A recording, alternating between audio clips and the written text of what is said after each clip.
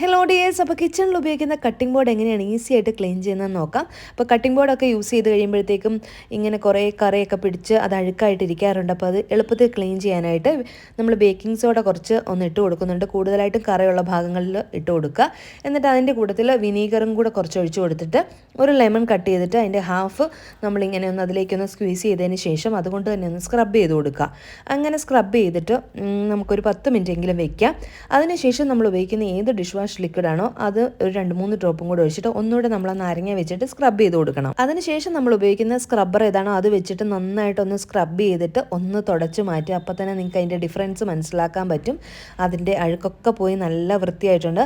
പിന്നെ നമുക്ക് ടാപ്പ് വാട്ടറിൽ നന്നായിട്ട് ഒന്നുകൂടെ ഒന്ന് സ്ക്രബ് ചെയ്തിട്ടൊന്ന് കഴുകിയെടുക്കാം. അപ്പോഴേക്കും നമ്മുടെ കട്ടിംഗ് ബോർഡൊക്കെ ഇതാ നല്ല പളപളാന്ന് തിളങ്ങുന്ന പോലെ നല്ല ക്ലീൻ ആയിട്ടുണ്ടാവും. അപ്പോൾ ഈ ഒരു ടിപ്പ് വേഗം പരീക്ഷിച്ച് നോക്കിക്കോളൂ. അതുപോലെ ചാനലിൽ കിച്ചൺ ടിപ്സ് അപ്ലോഡ് ചെയ്തിട്ടുണ്ട്. വീഡിയോ നിങ്ങൾ കാണാൻ മറക്കല്ലേ.